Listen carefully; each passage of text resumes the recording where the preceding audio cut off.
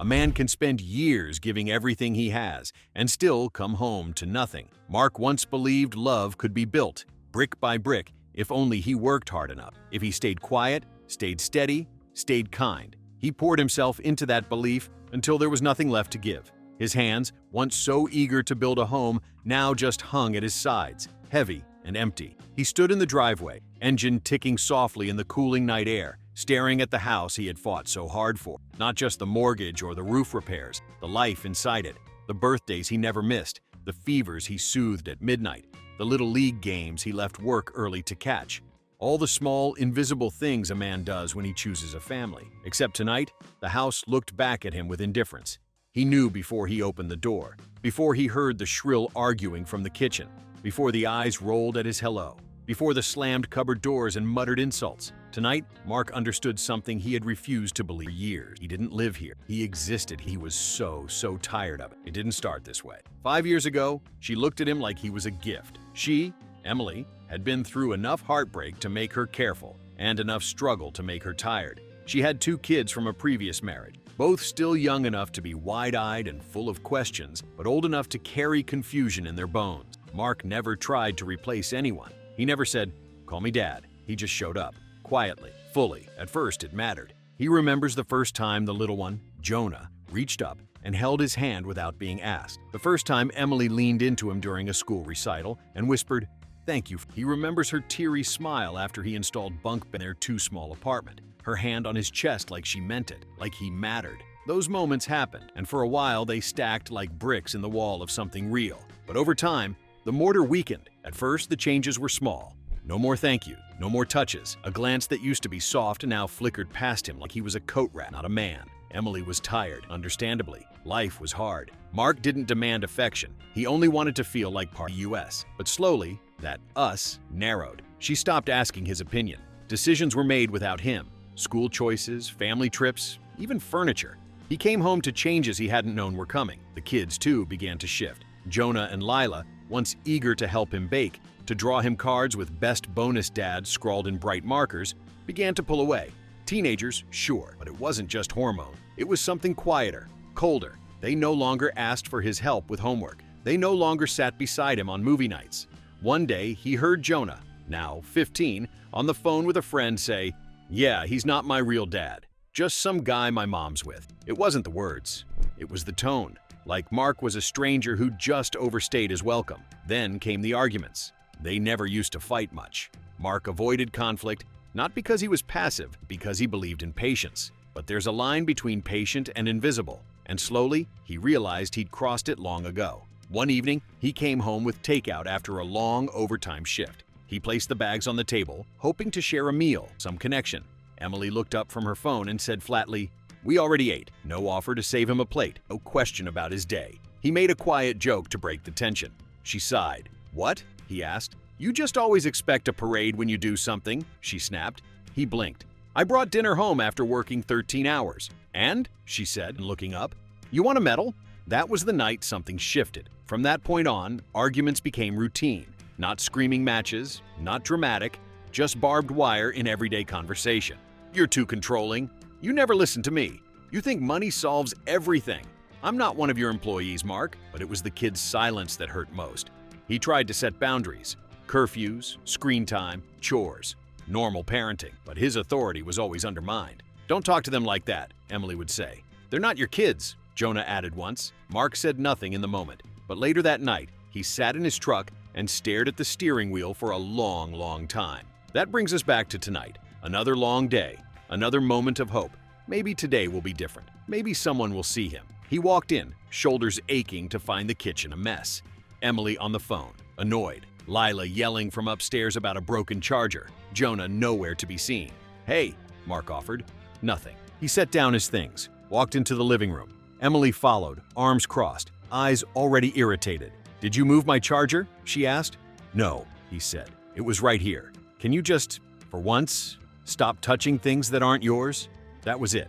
The flick. The spark. "I haven't touched anything," Mark said quietly. "Sure you haven't," she muttered. "God, you're exhausting sometime." He stared at her, really looked at her. She didn't even flinch. She just rolled her eyes and turned away like he wasn't even a person, just a problem. And then Jonah came downstairs, grabbed a bag of chips, and walked past without a word. "Hey," Mark said, "could you not just, I don't know, say hello?" Jonah didn't stop. "Whatever, man." That man cut deeper than it should have. Emily said nothing. That's when it hit him. He wasn't a father here, not a partner, not even a man worth basic respect. He was just a wallet that fixed things and stayed out of the way. He didn't say a word. He didn't yell. He didn't slam doors. He just walked into the bedroom, grabbed a duffel bag, packed 2 changes of clothes, his toothbrush, and the only photograph he still loved, the one where Jonah had drawn their whole family in crayon years ago, and put Mark right in the middle. He left it on the kitchen counter, walked out the front door. The house didn't try to stop him. For the first time in years, Mark didn't feel heavy. He felt relief, because after giving everything, he had finally chosen himself. The apartment was small, the kind of place you rent when you don't plan on staying long, just long enough to catch your breath. No photos on the walls, no curtains, just a mattress on the floor, 2 chipped mugs, and silence so thick it pressed on Mark's chest like weight. He didn't sleep the first night, or the second. He lay in the dark, eyes wide open, replaying conversations he never finished, things he should have said, things he wished he hadn't. Why are you so sensitive? You just want everyone to feel sorry for. You're not even their real father. The words looped endlessly, not because he believed them, but because part of him used to fight to prove they weren't true. Now there was no one to fight, and that made it worse. By day 3, the silence had turned cruel. He sat at the tiny kitchen table, coffee gone cold, unopened mail beside him, and stared at the wall across from him like it might speak. It didn't, but his mind did. He remembered the first time Lila fell off her bike and reached for him instead of Emily. He remembered Jonah's science fair and how he'd stayed up until 2 a.m., building that volcano that never erupted. He remembered Sunday mornings, the way Emily curled into him before the kids woke up, the way her hair smelled like vanilla and sleep. He remembered his own voice, softer back then, laughing more, dreaming. Where did that version of me? When did I stop being a person and become a function? A fix-it man? A babysitter? A bank? Mark wasn't angry, not yet. Anger was sharp. He was dull. He was a man-shaped ache. On the 7th morning, he didn't hear the kids yelling, didn't hear Emily's voice. He just heard rain, software steady. He made coffee, took a shower, sat down to read the paper, a real paper, just because he wanted to feel it in his hands. That morning, he didn't check his phone, didn't scroll, didn't flinch. It was the first calm morning he'd had in years. Days passed. He found a rhythm. Wake, shower, work, walk, eat something warm, read, sleep. Sometimes. He started cooking for himself. Simple things. Eggs that didn't burn. Toast that wasn't rushed. The first time he remembered to buy fresh fruit, he stood in the store holding a single orange like it meant something. And it did. It meant he was still here. One Saturday afternoon, Mark saw them. He had gone to the grocery store for detergent and coffee filters. Simple things. He rounded the aisle near the cereal and froze. There, by the freezer section, stood his son. Not biologically, not legally, but his, in the way you claim someone when you've watched them sleep on your chest, carried them on your shoulders, cried when they called you dad by accident the first time. Jonah, standing next to another man, her ex, their father. Mark stayed still, tucked halfway behind a display of canned tomatoes.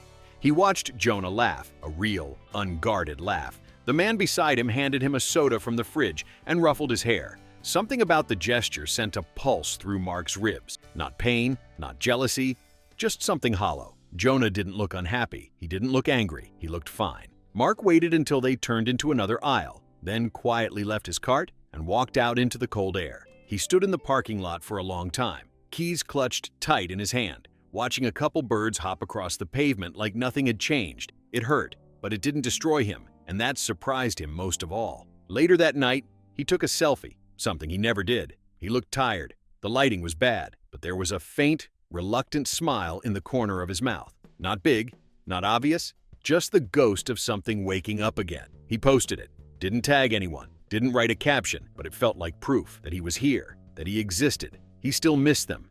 Every day. The noise, the chaos, the mess. He missed being needed, missed the sense of purpose. But for the first time in years, he also missed himself. And that was something he could work with. The city felt different when you walked through it alone. Not lonely, just quieter. Mark found himself drifting into places he used to ignore. A little bookstore tucked between 2 vape shops. A gym that didn't smell like ambition but like old leather and bleach. Cafes where no one asked how your day was, but the barista remembered you took your coffee black with 1 sugar. He started going out more, not because he wanted company, but because being still too long made the walls press in. There were new faces, conversations over craft beer, laughter in groups he barely belonged to. A woman named Rachel who worked in marketing and had a laugh that startled people into grinning. A guy from his building, Nate, who invited him to trivia nights and called everyone brother. At first it felt good, a return to something light, but it was all surface. Rachel smiled at the right times, but when she leaned in close, he didn't feel anything but politeness. Nate asked questions, but never noticed when Mark didn't really answer. These people were kind, fine, normal, but they didn't ask about the storm sitting quietly behind his ribs. They couldn't. He wasn't looking for warmth anymore, not the kind he'd chased in his old house, where dinner was chaos and the sound of tiny feet made everything make sense. That was a language only people who had lived it could speak. These days, Mark didn't try to translate. He didn't expect to be understood. He only expected himself to keep going. And so he did. He rejoined the gym, not to punish his body, but to feel in it again. He ran until sweat replaced anxiety. He picked up boxing. Something about hitting the heavy bag until his arms ached gave him a strange kind of clarity. He started cooking meals that took time. He shaved every morning, even when he had nowhere to be.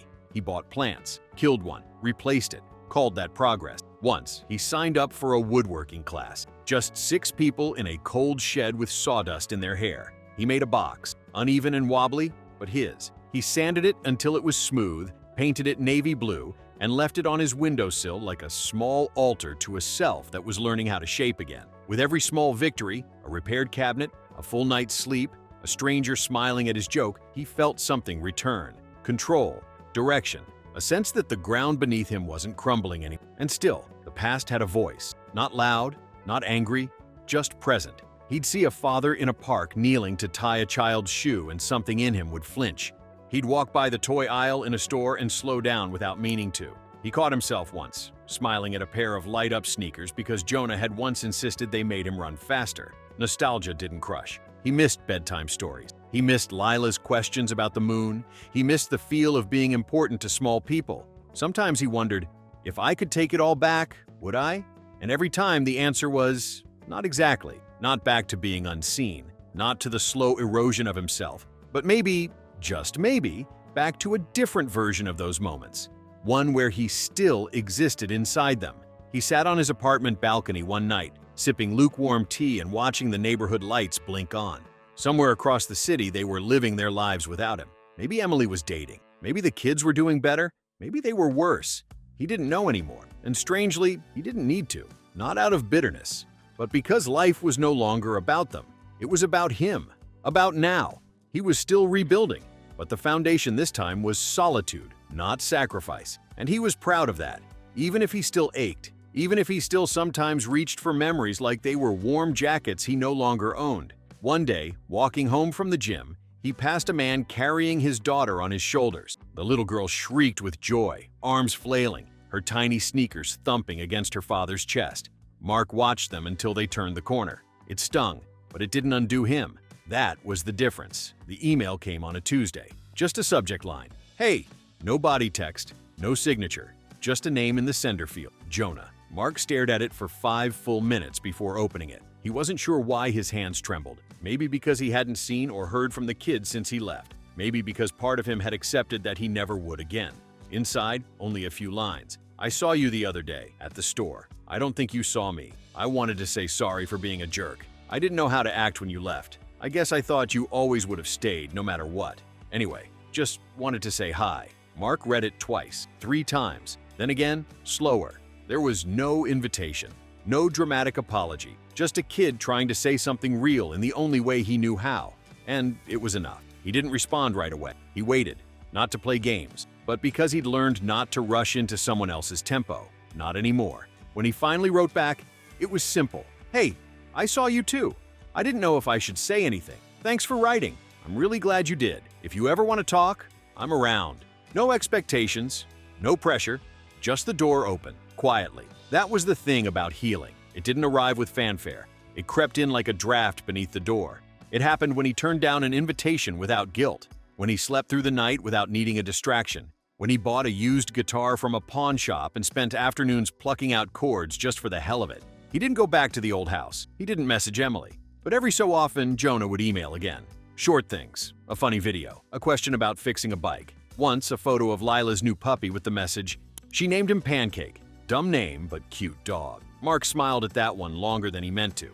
He never pushed for more. He didn't need to be dad again. He just needed to be there. And this time, on his own terms. One late autumn morning, Mark took a different route on his walk. It led him past a park he hadn't visited since Jonah's soccer games. The ones where he used to bring snacks and cheer too loudly, trying to earn smiles he hadn't realized were already fading. He stopped at the edge of the field, watching a new crop of kids stumble after a ball. One kid tripped. Another helped him. Mark sat on a bench nearby and closed his eyes. For a moment, it all came back. The sound of cleats, the proud clapping, the smell of cut grass. But the ache had softened. He could miss it without mourning it. He could remember it without wanting it back. He sat there for a while, letting the wind carry both the past and the present across his shoulders.